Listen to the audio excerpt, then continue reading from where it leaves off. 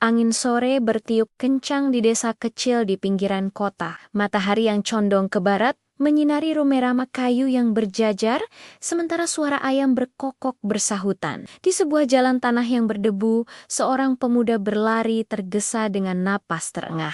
Itulah Ardi, anak laki-laki dari keluarga sederhana yang dikenal oleh tetangga sebagai pemuda baik hati, meski sering dianggap terlalu ikut campur urusan orang lain. Hari itu, Ardi sedang membantu Sinta dan Joko, sepasang kekasih yang berniat melarikan diri. Mereka berdua dipaksa menikah dengan orang lain oleh keluarga masing-masing demi urusan harta dan kehormatan. Sinta menangis sambil memegang tangan Joko. Sementara Ardi mengantar mereka ke pinggir desa di mana kereta sewaan sudah menunggu. "Cepat, kalian harus pergi sebelum orang tuamu sadar," bisik Ardi, matanya penuh kesungguhan. "Ardi, kami berutang nyawa padamu," kata Joko sambil menepuk bahunya. "Tanpa bantuanmu, kami tak akan pernah bisa bersama." Ardi hanya tersenyum kecil. "Kalian tidak berutang apa-apa. Cinta tidak seharusnya dikekang oleh keserakahan orang tua." Tangis Sinta pecah. Ia memeluk Ardi sebentar, lalu naik ke kereta bersama Joko. Roda kayu berputar, membawa mereka menjauh dari desa, meninggalkan jejak debu yang berterbangan di udara sore. Namun langkah Ardi baru saja berbalik ketika suara teriakan keras terdengar dari kejauhan. Pak Wibowo, ayah Ardi, bersama beberapa orang desa sudah berdiri di jalan. Wajah mereka penuh amarah. "Ardi," suara Pak Wibowo menggelegar. "Kau pikir kau siapa? Berani ikut campur urusan keluarga orang lain?"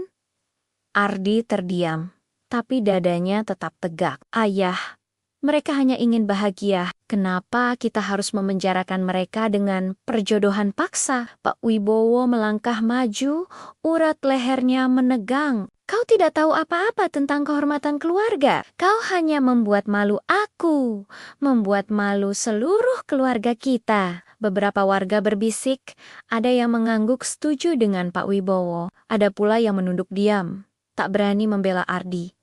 "Ardi, pulang sekarang juga," bentak Pak Wibowo. Tapi Ardi menggeleng pelan. "Aku tidak menyesal, Ayah. Aku lebih memilih dihukum daripada melihat cinta dua orang dihancurkan oleh keserakahan." Suasana semakin panas. Mata Pak Wibowo berkokek-kokaka, bukan karena sedih, melainkan karena amarah bercampur kecewa. "Kalau begitu, mulai hari ini kau bukan lagi anakku." Kalimat itu meluncur seperti petir yang menyambar langit cerah. Ardi tersikat, tubuhnya kaku, tapi hatinya perih. Meski begitu, ia tidak meneteskan air mata. Dengan suara parau, ia hanya menjawab, "Kalau itu pilihan ayah, aku akan pergi." Pak Wibowo membalikkan badan, meninggalkan Ardi sendirian di jalan. Warga desa menatap iba, tapi tak ada yang berani mendekat. Ardi menatap tanah, lalu langit sore yang berubah jingga. Angin membawa debu ke wajahnya, seakan menutup masa lalu yang baru saja terkubur. Malam itu, Ardi duduk di tepi sungai, menatap air yang mengalir pelan. Rasa kehilangan begitu menusuk, tapi di dalam hatinya ada api kecil yang tak padam. Ia berbisik pada dirinya sendiri, "Kalau dunia ini penuh dengan aturan yang menindas, maka aku akan hidup melawan aturan itu."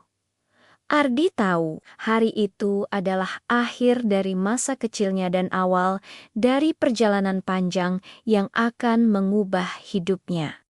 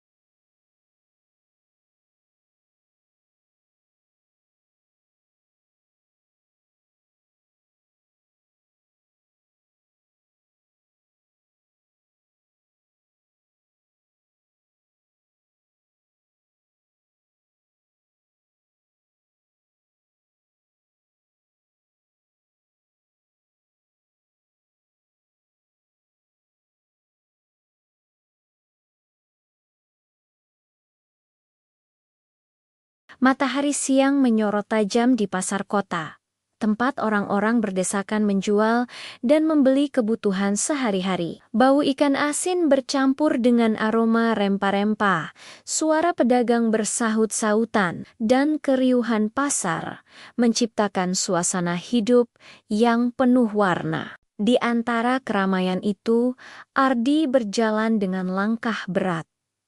Sudah beberapa minggu sejak ia meninggalkan desanya. Hidupnya kini berpindah-pindah, bekerja serabutan untuk sekadar bertahan. Ia memikul karung berisi sayuran di bahunya, upah kecil dari membantu pedagang. Meski tubuhnya lelah, matanya tetap menyala dengan tekad. Saat ia hendak menurunkan karung, seseorang tiba-tiba hampir menabraknya. Ardi sigap menahan tubuh orang itu, seorang gadis bergaun sederhana. Wajahnya teduh, namun sorot matanya tajam. "Dialah Citra."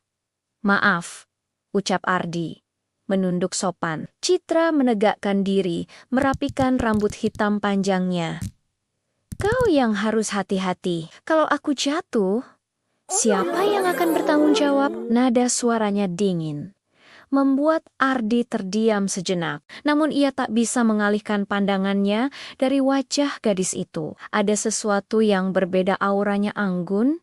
Jelas bukan gadis biasa dari pasar. Belum sempat Ardi menjawab, seorang pedagang berteriak, "Hei, itu dompetku!" Semua orang menoleh, dan terlihat seorang pencopet berlari kencang, membawa dompet pedagang tua. Tanpa pikir panjang, Ardi langsung berlari mengejar. Tubuhnya lincah menerobos kerumunan, hingga ia berhasil meraih bahu pencopet dan menjatuhkannya ke tanah.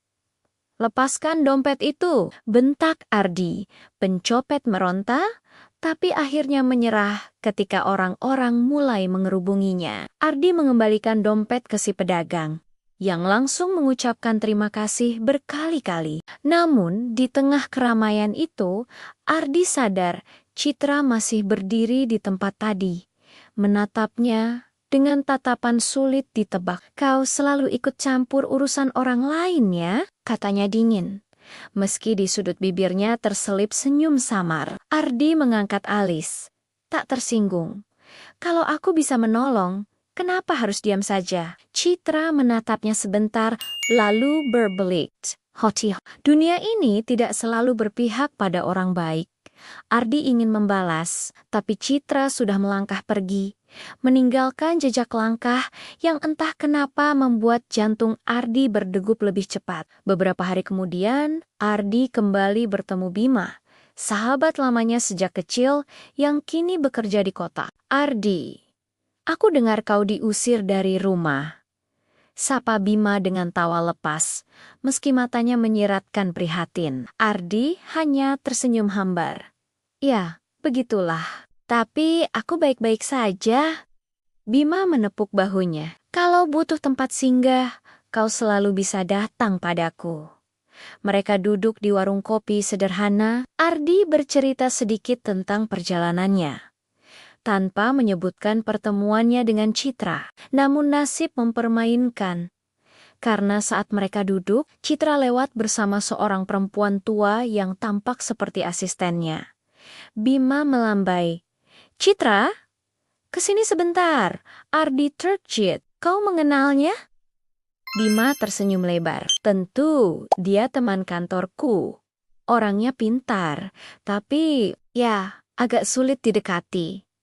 Citra menghampiri. Wajahnya tetap dingin.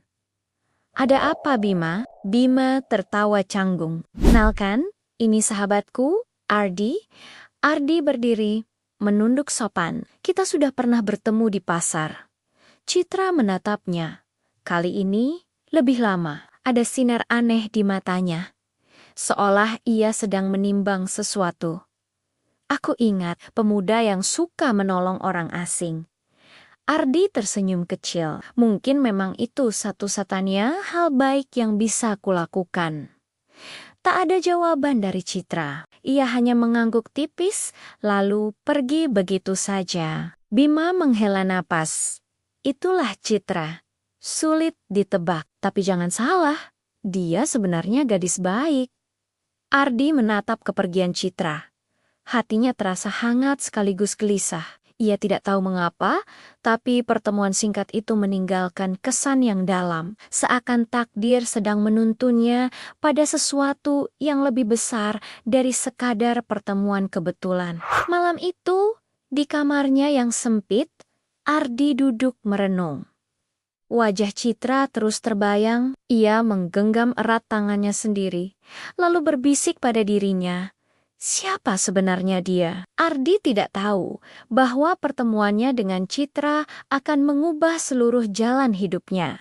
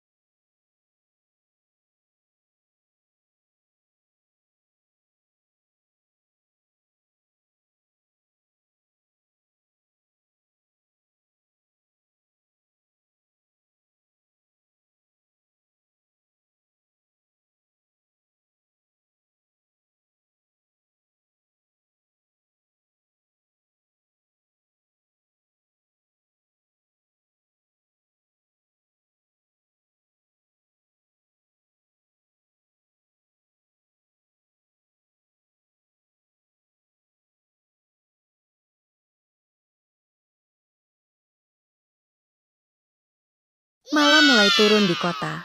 Lampu-lampu jalan menyala, menyinari deretan gedung perkantoran. Dari jendela lantai atas sebuah gedung megah, Citra berdiri menatap jauh ke bawah. Di balik tatapan dinginnya, pikirannya kacau. Hari itu ia kembali bertemu Ardi. Entah mengapa, kehadiran pemuda itu mengganggu dinding yang selama ini ia bangun. Selama bertahan-tahan, Citra terbiasa menjaga jarak, berpura-pura kuat, dan menyembunyikan siapa dirinya sebenarnya. Tapi Ardi berbeda. Ia tulus. Itu yang membuat Citra resah. Seorang wanita paruh baya masuk ke ruangan. Ia adalah Bu Ratri, sekretaris yang sudah lama mengabdi pada keluarga Citra. Nona, ayahmu menunggu di rumah. Lebih baik kita segera pulang. Citra mengangguk. Baik. Di rumah besar yang bergaya klasik, Pak Nagara, ayah Citra, sedang duduk di ruang tamu. Wajahnya keras. Sorot matanya tajam. Ia adalah pemimpin sebuah daerah yang disegani, tetapi juga ditakuti. Citra, ucapnya tegas saat putrinya datang. Kau sudah cukup lama menyamar sebagai anak bos perusahaan itu. Sekarang waktunya kembali ke kenyataan. Citra menunduk, mencoba tenang. Ayah, aku belum siap. Pak Nagara menatapnya tajam. Kau tidak punya pilihan. Ganda sudah menunggu. Kau akan menikah dengannya. Nama itu membuat Citra menggigil. Ganda, seorang pria berpengaruh, dikenal kejam, dan tak punya belas kasihan. Ia menguasai banyak usaha gelap di kota, dan Pak Nagara ingin memperkuat posisinya dengan pernikahan politik ini. Tidak, Ayah. Suara Citra bergetar. Tapi ia mencoba tetap tegas. Aku tidak akan menikah dengan orang itu. Pak Nagara menggebrak meja. Kau berani menentangku? Citra menarik napas panjang. Ayah selalu bilang aku harus kuat. Tapi kali ini, aku memilih jalanku sendiri. Hening. Pak Nagara menatap putrinya lama lalu berbalik.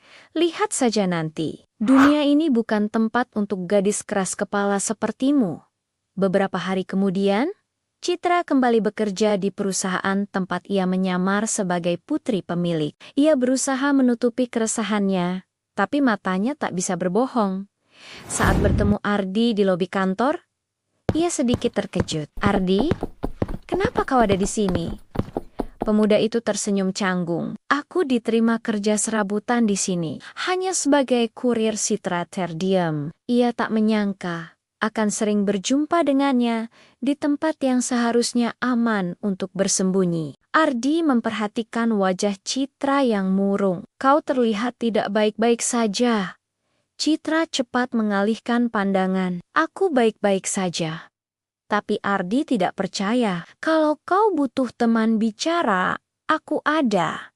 Kata-kata itu sederhana, tapi menusuk ke hati Citra. Sudah lama tidak ada yang peduli padanya tanpa pamrih. Malamnya, Citra duduk sendirian di balkon kamarnya. Angin malam meniup rambut panjangnya. Ia teringat ucapan Ardi. Dan tanpa sadar, ia tersenyum tipis. Namun senyum itu segera hilang saat bayangan Ganda kembali menghantui pikirannya. Ganda bukan hanya calon suami yang dipaksakan. Ia adalah ancaman. Pernah Sekholi, saat pertemuan keluarga, Ganda mendekatinya dengan tatapan penuh nafsu dan berkata, "Cepat atau lambat, kau akan jadi milikku." Kata-kata itu membuat darah Citra dingin. Karena itulah ia menyamar. Karena itulah ia mencoba lari. Keesokan harinya, masalah besar muncul. Ganda datang ke perusahaan bersama anak buahnya. Ia merampas tanah yang menjadi milik perusahaan tempat Citra bekerja. Dengan arogan, ia berkata, "Tanah ini sekarang milikku. Kalau tidak setuju, coba lawan aku." Citra mencoba menahan amarah. Tapi ia tahu tak bisa melawan sendiri. Di saat itulah Ardi muncul. Ia berdiri di depan Citra, menatap Ganda dengan mata penuh keberanian. "Kalau kau ingin merampas sesuatu, coba dulu lewati aku," kata Ardi tegas. Semua orang di ruangan terdiam. Ganda menatapnya dengan tatapan meremehkan. "Siapa kau? Berani melawan aku?" Ardi tidak gentar. "Aku hanya orang biasa, tapi aku tidak akan diam melihat orang lain diperlakukan semena-mena." Hati Citra bergetar. Untuk pertama kalinya, ada seseorang yang berdiri di sisinya tanpa takut pada Ganda dalam diam. Citra tahu hubungannya dengan Ardi baru saja memasuki jalan yang berbahaya. Ruang rapat perusahaan itu mendadak sunyi. Ardi berdiri di hadapan Ganda, tubuhnya tegak meski wajahnya berkeringat. Semua pegawai yang menyaksikan menahan napas, tak percaya ada orang yang berani menantang pria sekuat Ganda. "Anak kecil sepertimu berani-beraninya melawanku?" Ganda tertawa kasar. Suaranya menggema, penuh ejekan. Ardi tidak gentar. "Kalau kekuasaanmu hanya dipakai untuk menindas, maka aku akan melawan. Aku tidak peduli siapa kau." Citra yang berdiri di sampingnya menatap dengan campuran cemas dan kagum. Belum pernah ada orang yang bicara seperti itu di depan Ganda. Ganda melangkah maju, mendekatkan wajahnya ke Ardi. "Kau pikir siapa yang akan melindungimu? Aku bisa membuat hidupmu hancur dalam sekejap." Ardi menahan tatapan tajam itu. lalu menjawab tenang. Lebih baik hidupku hancur karena melawan, daripada diam dan membiarkan orang lain menderita. Kemarahan ganda semakin memuncak. Dengan kasar ia menggebrak meja, membuat semua orang terkejut. Bawa dia keluar, teriaknya pada anak buahnya. Dua pria besar maju mendekati Ardi. Namun, sebelum mereka sempat menyentuhnya, Ardi bergerak cepat. Ia menangkis tangan salah satu preman, lalu mendorongnya hingga terjatuh. Gerakannya lincah, penuh keberanian. Meski ia tahu dirinya kalah jumlah. Pertarungan singkat terjadi di ruang rapat. Kursi-kursi terguling, kertas berserakan. Ardi berusaha bertahan sebisa mungkin, tidak mundur sedikit pun. Citra menjerit, "Berhenti, jangan sakiti dia." Tapi teriakannya tak digubris. Saat keadaan semakin kacau, tiba-tiba beberapa petugas keamanan perusahaan masuk. Mereka melerai perkelahian itu, memaksa anak buah ganda mundur. Ganda menatap Ardi dengan amarah membara. "Kau akan menyesal, anak muda. Aku tidak pernah kalah." Ardi berdiri dengan napas terengah. Namun, tatapannya tetap mantap. "Aku tidak akan pernah tunduk padamu." Beberapa hari setelah kejadian itu, nama Ardi mulai dibicarakan orang. Banyak yang kagum karena ada pemuda berani yang melawan ganda secara terbuka.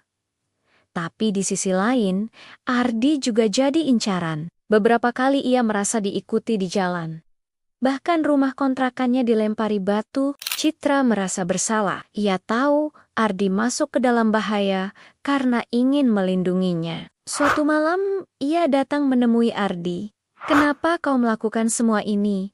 tanya Citra lirih. "Kau bahkan bisa kehilangan nyawamu."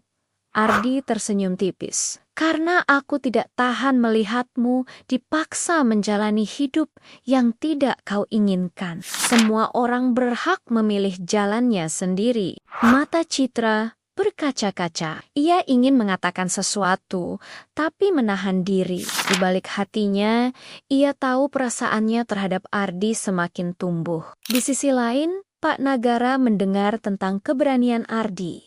Namun, bukannya kagum, ia justru marah besar. "Pemuda itu terlalu berani. Kalau terus seperti ini, rencana kita bisa hancur," katanya pada orang kepercayaannya. Namun, diam-diam, Pak Nagara mulai menyadari sesuatu. Ardi bukan pemuda biasa. Ada harisma dalam dirinya. Sesuatu yang bisa menggoyahkan kekuasaan orang seperti ganda. Tak lama kemudian, Ardi mendapatkan bukti bahwa ganda selama ini merampas tanah bukan hanya dari perusahaan, tapi juga dari rakyat kecil. Banyak keluarga miskin diusir dari rumah mereka, dipaksa pergi tanpa ganti rugi. Ardi tak tinggal diam. Ia mengumpulkan bukti, mewawancarai orang-orang, dan menyimpan semua catatan itu. Ia bertekad membawa kasus ini ke pengadilan.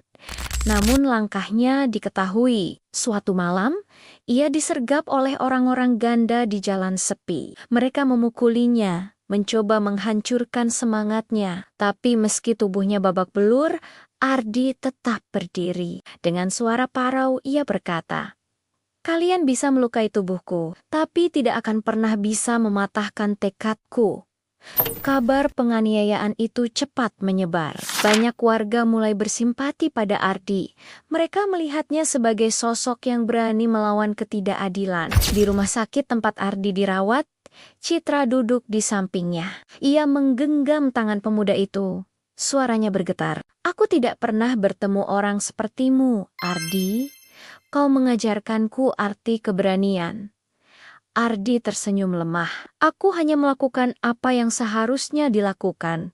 Dalam hati Citra, perasaannya semakin jelas. Ia tidak lagi melihat Ardi hanya sebagai pemuda sederhana. Ia melihatnya sebagai seseorang yang bisa mengubah nasib banyak orang. Di luar sana, ganda semakin gusar, semakin keras ia menekan. Semakin banyak orang yang mulai mendukung Ardi.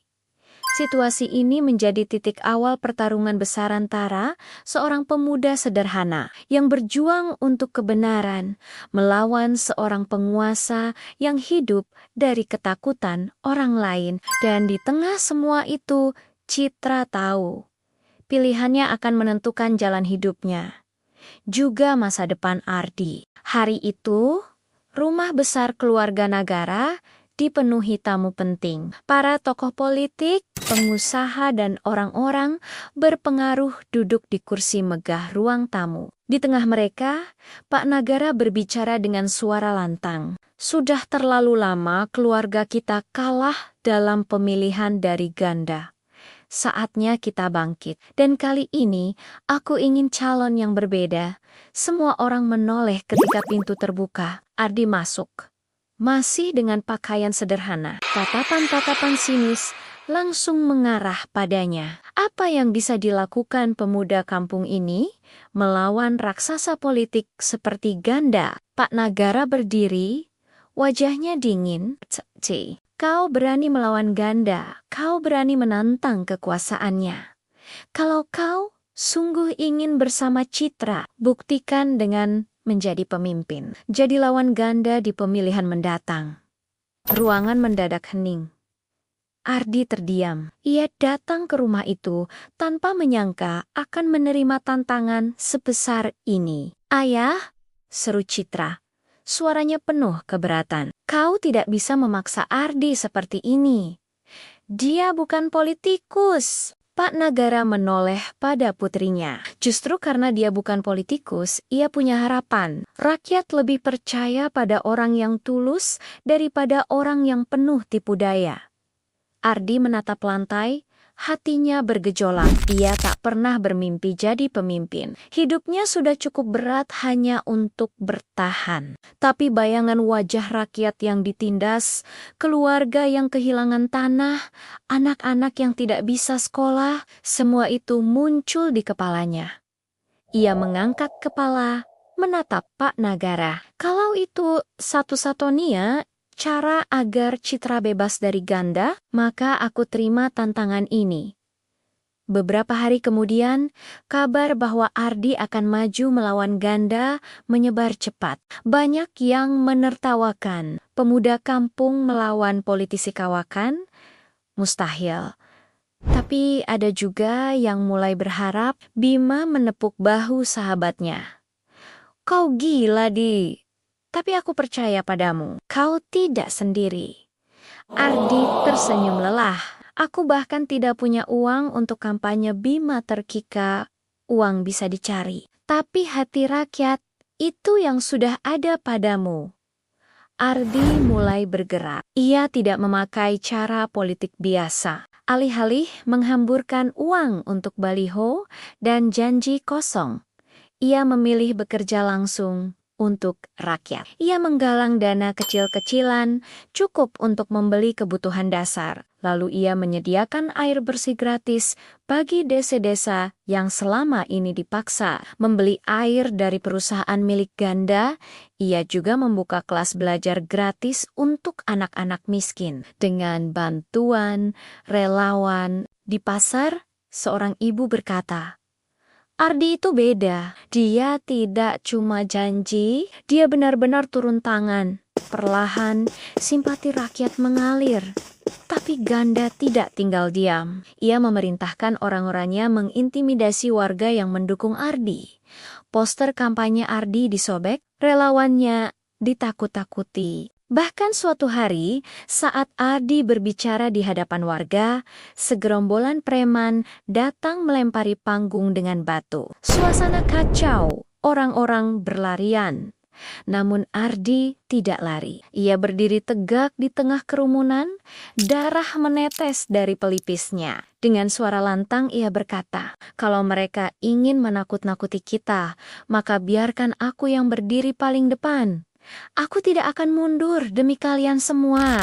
Sorak-sorai warga pun pecah. Keberanian Ardi membuat semangat mereka menyala. Di balik semua itu, Citra selalu mendampingi. Ia tahu perjuangan Ardi bukan hanya soal politik, tapi soal keadilan. Malam-malam panjang mereka habiskan bersama, merencanakan langkah-langkah sederhana yang bisa menyentuh hati rakyat. "Ardi," kata Citra suatu malam, "kau sadar kan kalau jalan ini akan penuh bahaya?" Ardi menatapnya, tersenyum. "Aku sadar, tapi aku lebih takut diam saja, membiarkan orang-orang terus menderita." Hati Citra bergetar. Ia semakin yakin pria ini berbeda dari semua orang yang pernah dikenalnya. Sementara itu, Pak Nagara memperhatikan dari jauh. Meski masih ragu, ia mulai melihat Ardi bukan hanya sebagai pemuda keras kepala, tapi sebagai sosok yang bisa benar-benar menantang ganda. Di ruang kerjanya, ia bergumam pada dirinya sendiri. Mungkin inilah calon yang selama ini kita tunggu. Pertarungan belum dimulai, tapi tanda-tanda jelas terlihat. Ini bukan lagi sekadar persaingan politik. Ini adalah perang antara kekuatan lama yang korup melawan harapan baru dari seorang pemuda sederhana. Dan Bogi Ardi, ini bukan hanya soal pemilu, ini tentang masa depan Citra, rakyat, dan dirinya sendiri.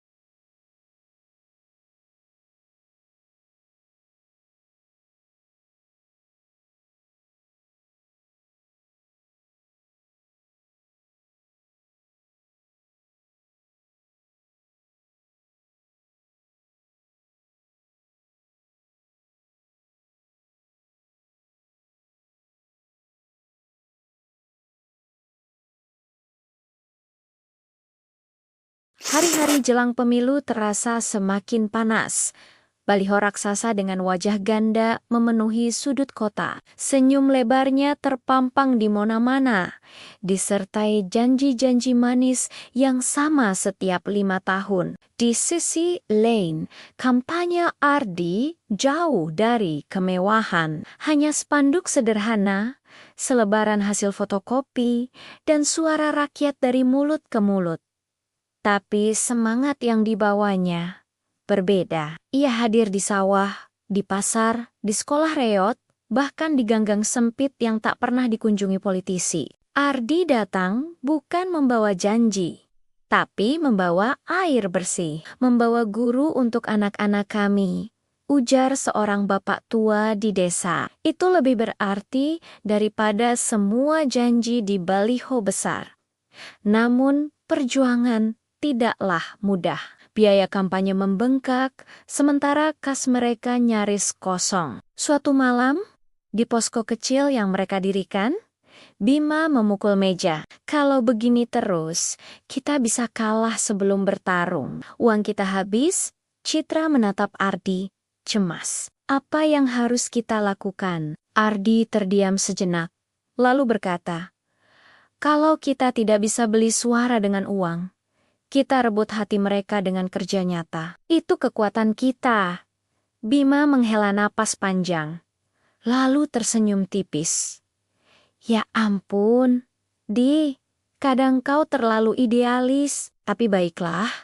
Aku ikut saja." Ardi kemudian menggerakkan relawan. Mereka memperbaiki jalan berlubang dengan gotong royong, membantu warga mengurus surat-surat, bahkan membuka dapur umum untuk keluarga miskin. Perlahan, dukungan rakyat semakin nyata. Namun, keberhasilan itu membuat Ganda murka. Ia memerintahkan anak buahnya menebar fitnah.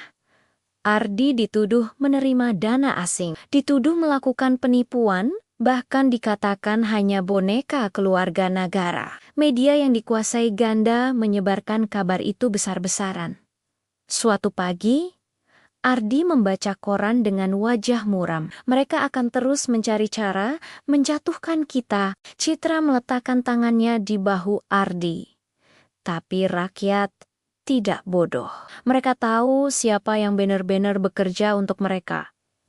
Puncaknya terjadi ketika Ardi menemukan fakta mencengangkan. Ganda mempekerjakan anak-anak di pabrik kaca dan baja ringan. Anak-anak kecil itu bekerja di lingkungan berbahaya tanpa perlindungan, hanya untuk gaji recehan. Ardi marah besar.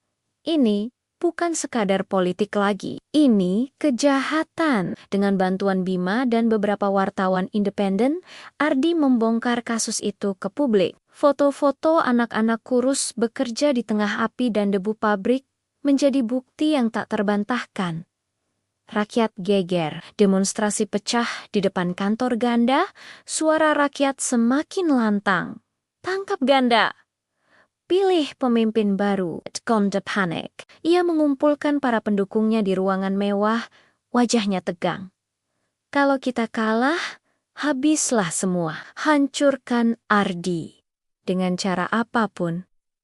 Anak buahnya mengangguk. Malam itu juga, mereka mengirim orang-orang untuk mengacaukan kampanye Ardi di sebuah lapangan desa. Ketika Ardi sedang berpidato sederhana di hadapan warga, keributan meletus. Orang-orang suruhan Ganda menyalakan petasan, melempar bangku, mencoba membuat warga bubar ketakutan. Namun sekali lagi, Ardi tidak lari. Ia berdiri di tengah kekacauan, mikrofon di tangannya bergetar, tapi suaranya lantang. Kalau mereka ingin kita takut, maka jangan beri mereka kemenangan itu. Kita akan tetap berdiri bersama-sama. Sorak-sorai rakyat meledak. Bahkan di bawah ancaman, semangat mereka semakin menyala. Menjelang hari pemungutan suara, tekanan semakin keras. Para orang tua diancam akan kehilangan pekerjaan jika ketahuan mendukung Ardi.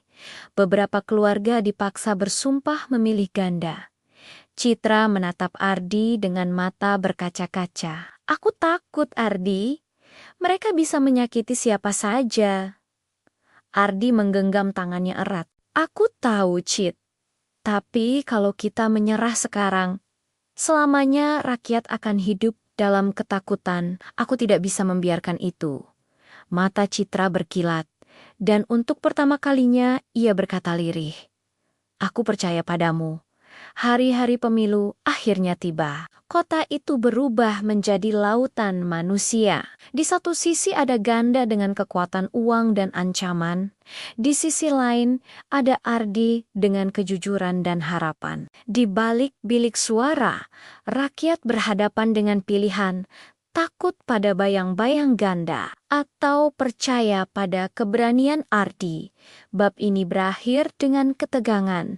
Penghitungan suara dimulai. Semua orang menahan napas, menunggu hasil yang akan menentukan masa depan mereka.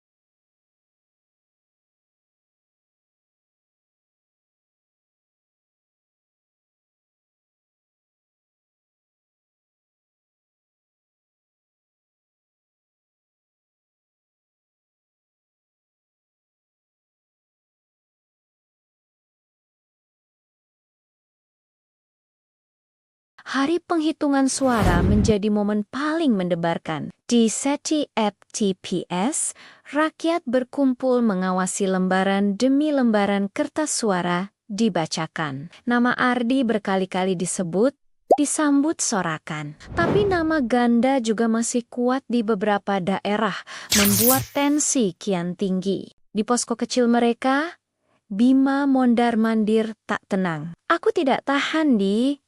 Rasanya seperti jantung mau meledak. Ardi duduk tenang.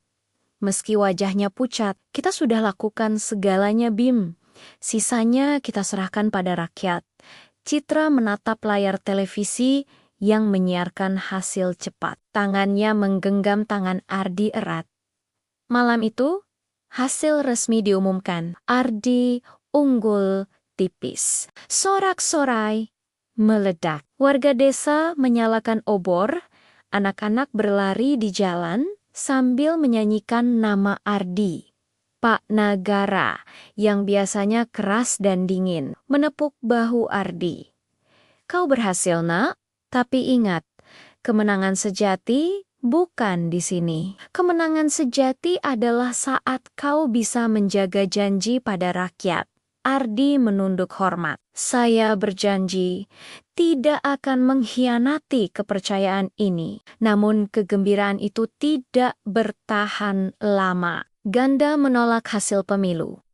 Ia berdiri di depan media, wajahnya penuh amarah. Pemilu ini penuh kecurangan. Suara saya dicuri. Ini belum selesai. Malam itu, sekelompok orang tak dikenal menyerang posko relawan Ardi. Spanduk dirobek, kursi dibakar, bahkan beberapa relawan dipukul. Bima berhasil menangkis serangan. Meski kepalanya berdarah, mereka mau menakut-nakuti kita. Ardi membantu mengangkat relawan yang terluka. Ini harga kemenangan kita. Mereka akan terus mencoba. Hari-hari setelah kemenangan dipenuhi ancaman. Telepon gelap datang hampir setiap malam. Beberapa pejabat menolak bekerja sama dengan Ardi karena masih takut dengan bayang-bayang kekuasaan Ganda. Citra cemas. Kalau begini terus, bagaimana kau bisa memimpin? Ardi menarik napas panjang. Kita mulai dari bawah. Kita buktikan dengan kerja nyata. Rakyatlah tameng kita. Maka dimulailah langkah pertama. Ardi turun langsung memperbaiki kehidupan rakyat. Jalan rusak mulai diperbaiki dengan gotong royong. Sekolah mendapat guru tambahan. Puskesmas kembali buka setelah lama terbengkalai. Rakyat terharu. Mereka baru merasakan pemimpin yang benar-benar hadir di tengah mereka. Ini baru pemimpin, teriak seorang ibu di pasar. Bukan cuma duduk di kursi empuk, tapi Ganda tidak tinggal diam. Ia mengerahkan jaringan lama untuk mengacaukan program Ardi. Dana pembangunan dipersulit, bantuan sosial dipotong, bahkan ada pejabat yang sengaja menimbun beras agar rakyat marah pada Ardi. Ketika harga beras naik, kerumunan warga mendatangi balai kota dengan wajah gusar. Ardi, kau janji akan menolong kami. Tapi harga beras makin gila. Apa bedanya kau dengan Ganda? Itu adalah ujian terberat bagi Ardi. Wajahnya pucat, tapi ia berdiri di depan warga. Kalian benar. Aku tidak akan lari dari janji itu. Malam ini juga, kita buka lumbung pangan bersama-sama. Kita lawan kelaparan dengan tangan kita sendiri. Warga terdiam, lalu perlahan bersorak. Bersama-sama, mereka membuka lumbung dan membagi beras yang selama ini ditimbun. Kemarahan berubah jadi harapan baru. Malamnya, Ardi duduk lelah di teras rumah. Citra datang membawa segelas teh hangat. Kau sadar kan? Kemenanganmu baru saja dimulai. Dan setiap hari setelah ini, kau akan diuji. Ardi menatap langit malam yang dipenuhi bintang. Aku tahu, Cit, tapi aku tidak sendiri. Selama rakyat bersamaku, aku tidak akan kalah. Bab ini berakhir dengan gambaran dua sisi. Rakyat yang bersorak menyambut pemimpin baru, dan Ganda yang masih merencanakan langkah busuk di balik layar. Sebuah kemenangan yang masih rapuh, tapi penuh cahaya harapan.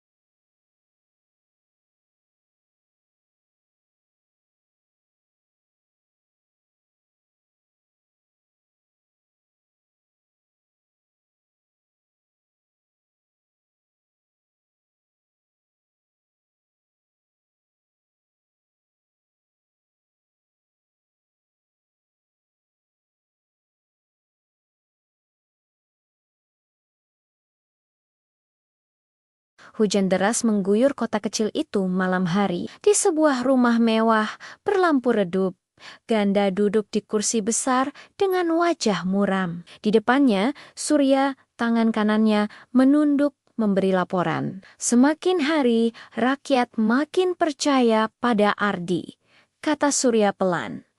Programnya sederhana, tapi tepat sasaran. Dia jadi idola baru. Ganda mengepalkan tangan. Itu yang membuatku muak. Anak ingusan itu merebut kursi yang seharusnya milikku. Kalau aku jatuh, seluruh jaringan kita ikut hancur. Kita tidak boleh kalah, Surya. Surya mendongak, tatapannya dingin. Perintah, Pak. Ganda tersenyum miring. Kita mulai dari hal kecil. Rusak kepercayaan rakyat. Buat Ardi tampak lemah. Buat dia terlihat munafik. Kalau perlu, hancurkan orang-orang di sekitarnya. Sementara itu, di rumah sederhana, Ardi tengah duduk bersama Citra dan Bima. Mereka membahas laporan pembangunan. Sekolah-sekolah sudah mulai diperbaiki. Tapi masalah air bersih masih menumpuk, kata Bima sambil menunjuk peta. Ardi mengangguk. Kita mulai proyek sumur dalam minggu depan. Jangan tunggu lama-lama. Rakyat sudah terlalu lama menderita. Citra tersenyum kecil, menatap Ardi. Aku bangga padamu. Kau tidak hanya bicara, tapi langsung bekerja, namun sebelum suasana jadi hangat, seorang warga datang terburu-buru, basah kuyup oleh hujan. Ardi, gudang beras di pinggir kota terbakar. Orang-orang bilang itu sabotase. Dan nama yang disebut namamu keesokan harinya koren-koren lokal penuh dengan judul miring, gudang beras hangus. Ardi diduga terlibat. Ardi membaca dengan wajah tegang. Bima meledak marah. Ini jelas fitnah. Mana mungkin kau membakar gudang yang isinya untuk rakyat sendiri? Citra menatap Ardi khawatir. Tapi rakyat belum tentu melihatnya begitu. Fitnah bisa lebih tajam dari pedang. Ardi terdiam, lalu berdiri tegak. Kalau mereka mau menjatuhkanku dengan kebohongan, maka aku akan melawannya dengan kebenaran. Kita selamatkan dulu rakyat, baru buktikan siapa dalangnya. Sementara Ardi sibuk menjelaskan pada warga. Ganda tertawa puas di ruangannya. Lihat, hanya satu percikan api. Kepercayaan bisa retak. Biarkan dia sibuk memadamkan api, sementara kita siapkan badai yang lebih besar. Surya menambahkan, kita bisa gunakan isu ini untuk menjeratnya secara hukum. Sekali dia terseret kasus, reputasinya hancur. Ganda meneguk minumannya dengan senyum dingin. Ardi pikir dunia ini bisa berubah dengan niat baik. Dunia ini milik yang berani kotor. Dan dia masih terlalu bersih untuk bertahan lama. Di sisi lain, rakyat terbelah. Ada yang tetap percaya pada Ardi, ada pula yang mulai ragu. Kalau benar dia pemimpin jujur, kenapa namanya muncul di berita? Tanya seorang bapak di warung kopi. Jangan percaya begitu saja. Sahut yang lain, dia satu-satunya yang peduli pada kita. Fitnah itu biasa di politik. Keraguan ini menusuk hati Ardi. Ia merasa perjuangannya goyah. Malam itu, di teras rumah, Citra mendekatinya. Ardi, kau terlihat lelah. Jangan biarkan fitnah ini merobek semangatmu. Kau tidak sendirian. Ardi menatap wajah Citra, lalu menggenggam tangannya. Kalau saja rakyat tahu, musuh kita bukan hanya satu orang, tapi sebuah sistem yang busuk. Tapi aku tidak akan mundur, Chet. Aku sudah berjanji. Pak Nagara datang tak lama kemudian. Wajahnya serius. Aku tahu ini bukan pekerjaan mudah, Ardi, tapi kalau kau bisa melewati badai ini, kau akan jadi pemimpin sejati. Ingat, lawanmu bukan hanya Ganda. Lawanmu adalah rasa takut dan ketidakpercayaan yang ditanamkan puluhan tahun pada rakyat. Ardi mengangguk. Kata-kata itu menancap dalam. Di Akhebob, Ardi berdiri di depan ratusan warga yang berkumpul di balai kota. Hujan masih turun, tapi ia tetap berdiri tanpa payung. Saya tidak akan lari dari tanggung jawab. Saya tidak membakar gudang itu. Tapi saya janji, siapapun yang melakukannya akan dayongkop. Bahkan kalau saya harus melawan dunia sendirian. Sorak-sorai bergemuruh. Sebagian rakyat mulai percaya lagi. Namun dari kejauhan, di balik bayangan gelap malam, Surya mengamati dengan mata tajam. Ia menyalakan rokoknya, lalu tersenyum sinis. Lawanmu baru saja dimulai. Ardi, kau belum tahu, bayangan yang mengintai bisa lebih menakutkan dari musuh yang terlihat.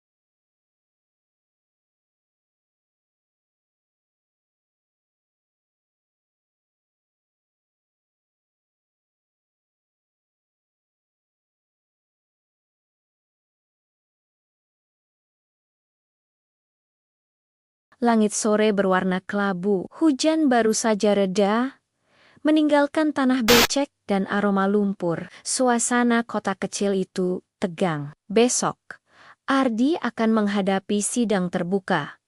Tuduhan pembakaran gudang beras yang bisa meruntuhkan karirnya, tapi lebih dari itu, hari itu adalah ujian terakhir apakah rakyat tetap percaya atau meninggalkannya. Di rumah sederhana, Ardi duduk bersama Citra, Bima, dan Pak Nagara. Besok, mereka tidak hanya menyerangmu dengan hukum.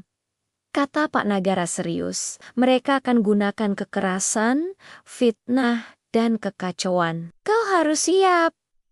Bima menepuk meja. Kalau mereka main kotor, biar aku yang hadapi. Aku tidak akan biarkan mereka menyentuh Ardi. Ardi menggeleng pelan. Bim, ini bukan lagi soal aku atau Ganda. Ini soal rakyat. Kalau aku mundur sekarang, mereka akan kembali diperintah oleh ketakutan. Aku tidak boleh jatuh. Citra menggenggam tangannya erat. Kau tidak sendirian, Ardi. Apapun yang terjadi, aku di sini. Malam itu, di tempat lain, Ganda berdiri di ruangan remang bersama Surya. Besok, aku tidak mau ada lagi nama Ardi di politik. Suara Ganda dingin. Kita buktikan bahwa siapapun yang melawanku akan hancur. Surya tersenyum tipis. Aku sudah siapkan orang-orang di luar gedung sidang. Kalau rakyat membela Ardi, mereka akan dihadang. Kalau perlu, akan ada darah yang jatuh. Ganda mengangguk. Sebagai dunia ini milik orang yang berani kotor. Ardi akan belajar itu dengan cara paling kejam. Keesokan harinya, ribuan warga berkumpul di depan gedung sidang. Mereka membawa spanduk bertuliskan, "Kami percaya Ardi, kebenaran akan menang." Sorakan menggema, tapi ketegangan kian terasa. Puluhan orang bayaran Ganda berbaur di kerumunan, siap memicu kericuhan. Di dalam gedung, sidang dimulai. Jaksa menuding Ardi sebagai dalang pembakaran gudang. Bukti foto dan saksi palsu dipajang. Ardi berdiri di kursi terdakwa, tatapannya teguh. Saya tidak bersalah. Semua bukti itu palsu, dan saya punya saksi yang akan membalikan semuanya. Pintu terbuka. Seorang pekerja gudang melangkah masuk dengan wajah gemetar. Ia dulu dipaksa Surya membakar gudang, tapi nuraninya tak tahan. Saya yang disuruh membakar gudang itu. Ucapnya gemetar. Perintahnya datang dari Surya. Dan semua ini atas perintah Ganda. Ruangan sidang berguncang. Semua mata tertuju pada Ganda, yang wajahnya berubah pucat. Di luar, kabar itu sampai ke telinga warga. Sorak-sorai meledak, tapi sekaligus kericuhan pecah. Orang-orang suruhan Surya melempar batu, mencoba memprovokasi massa. Bima langsung turun tangan, menghadang mereka.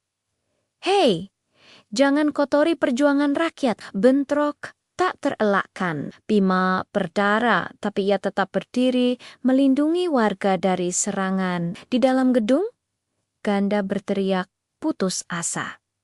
Fitnah, semua ini fitnah. Tapi hakim menatapnya tajam. Bukti jelas, kesaksian kuat. Ganda, kau tidak hanya bersalah atas kasus ini, tapi juga terlibat dalam korupsi dan penindasan bertahun-tahun.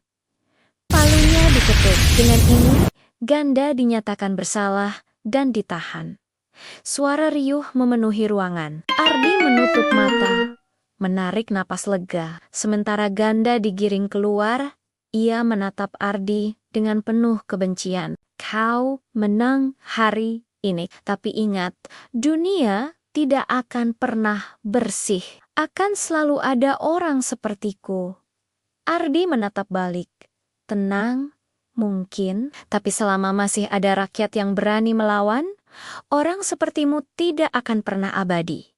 Di luar, hujan kembali turun. Rakyat berbondong-bondong memayungi Ardi dengan tubuh mereka.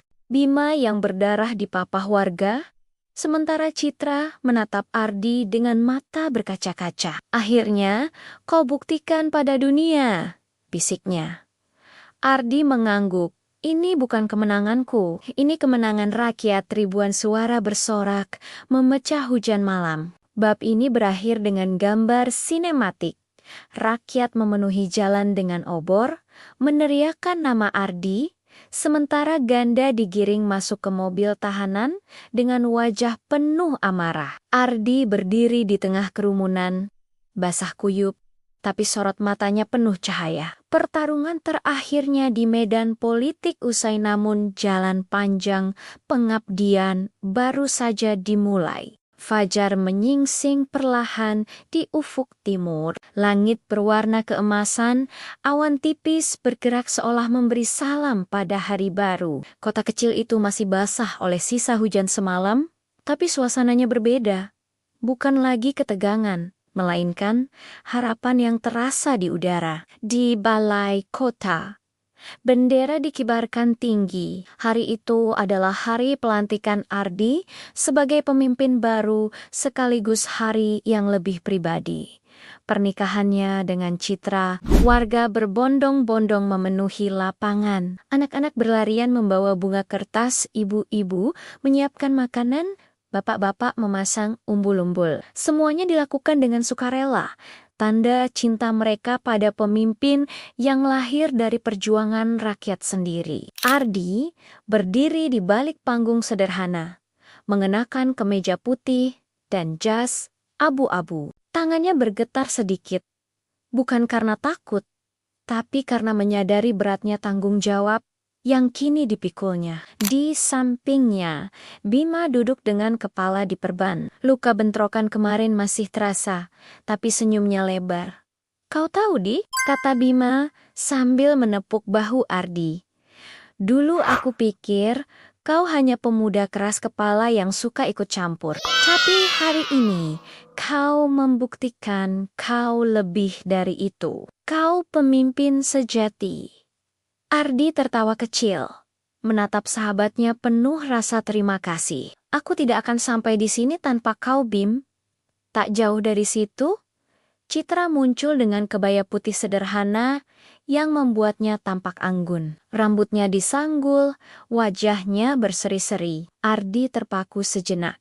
Seakan waktu berhenti. Semua luka, semua perjalanan, semua air mata terbayar oleh senyum itu. Citra mendekat, lalu berbisik, "Hari ini bukan hanya hari kemenanganmu, ini juga hari kita. Kau siap?" Ardi mengangguk pelan. Suaranya parau. "Aku siap. Selama kau di sampingku, aku siap menghadapi apa saja." Upacara dimulai. Pak Nagara naik ke panggung. Suara lantangnya terdengar di seluruh lapangan. Hari ini, kita menyaksikan dua hal besar. Pertama, pelantikan Ardi sebagai pemimpin baru kita. Kedua, pernikahannya dengan putriku Citra. Dua ikatan ini bukan sekadar upacara, tapi simbol lahirnya babak baru, persatuan, keadilan, dan harapan. Sorak-sorai rakyat bergema. Pak Nagara menatap Ardi dengan mata yang penuh kebanggaan. "Aku dulu meragukanmu, Nak. Tapi hari ini, aku serahkan anakku padamu, dan aku percaya rakyat di tanganmu tidak akan pernah dikhianati." Ardi menunduk hormat, menahan haru. Prosesi sederhana berlangsung. Ardi mengucap janji. Bukan hanya janji cinta pada Citra, tapi juga janji pada rakyatnya. "Aku berjanji akan menjaga cintaku pada Citra dan menjaga amanah rakyat, seperti aku menjaga hidupku sendiri." Citra tersenyum, air matanya jatuh. Mereka sah sebagai pasangan, disambut tepuk tangan riuh dan tangisan bahagia dari warga. Setelah itu, Ardi berdiri di depan mikrofon. Wajahnya serius, tapi matanya menyala penuh semangat. "Saudara-saudaraku, kita sudah terlalu lama hidup dalam ketakutan dan ketidakadilan. Tapi hari ini kita mulai halaman baru. Aku bukan pemimpin kalian, aku adalah bagian dari kalian. Kita akan bangun kota ini dengan kerja keras bersama, bukan dengan janji kosong. Jalan kita tidak akan mudah, tapi aku yakin Selama kita bersatu, tidak ada yang bisa menghentikan kita. Rakyat bersorak, bendera berkibar, langit cerah menyinari lapangan itu, seakan Tuhan sendiri memberkati awal baru ini. Malamnya, setelah pesta rakyat usai, Ardi duduk di beranda rumah barunya bersama Citra. Lampu minyak menyala redup, suara jangkrik bersahutan. "Capek?" tanya Citra sambil bersandar di bahunya. Ardi tersenyum. "Capek iya. Tapi lebih dari itu, aku merasa ringan. Seperti semua penderitaan kemarin adalah harga yang wajar untuk hari ini." Citra menatapnya lembut. "Ingat, perjalanan kita baru dimulai. Akan ada ujian lain, mungkin lebih berat dari ini." Ardi menatap langit malam, bintang bertaburan di atas sana. "Aku tahu, tapi aku tidak takut. Karena aku punya kau, aku punya Bima, aku punya rakyat yang percaya. Selama itu ada, kita akan selalu punya cahaya." 5 tahun berlalu. Sejak hari itu, kota kecil yang dulu penuh ketakutan kini telah berubah. Jalan-jalan ramai oleh pedagang, anak-anak berlarian tanpa rasa takut. Sawah-sawah kembali hijau, dan pasar selalu dipenuhi tawa. Di balai kota, bendera masih berkibar, tapi kali ini bukan simbol kekuasaan, melainkan simbol persatuan. Ardi berdiri di beranda rumah dinas sederhana, rambutnya sedikit memutih di sisi, tapi tatapannya tetap tajam. Di tangannya, ia menggendong seorang bocah laki-laki berusia 4 tahun, putra sulungnya, dengan Citra. "Papa, lihat," kata bocah itu menunjuk ke langit, di mana burung-burung beterbangan. Ardi tersenyum. "Itu tandanya kota kita tenang, Nak." Citra muncul membawa segelas teh. Wajahnya masih berseri, kini dengan aura seorang ibu. Ia menatap suami dan anaknya dengan penuh cinta. Tak jauh dari situ, Bima berdiri dengan tongkat kayu di tangannya. Kakinya memang tidak pernah pulih sepenuhnya sejak luka bertahun lalu. Tapi semangatnya tidak pernah padam. Ia kini menjadi kepala pengawal rakyat, dan meski sering bercanda menyebut dirinya prajurit pincang, semua orang tahu ia adalah pahlawan kota. Di alun-alun, rakyat berkumpul untuk memperingati ulang tahun kemenangan mereka. Lagu perjuangan dinyanyikan, obor dinyalakan, dan anak-anak belajar bahwa kebebasan bukan hadiah, melainkan hasil dari keberanian. Ardi memandang semuanya dengan mata berkaca-kaca. Dalam hatinya ia tahu perjalanan masih panjang, tantangan akan terus datang. Tapi hari ini ia merasa tenang, karena cahaya yang dulu hanya berupa janji, kini benar-benar menyinari kehidupan. Dan selama ada cinta, persatuan, dan keberanian, cahaya itu tidak akan pernah padam.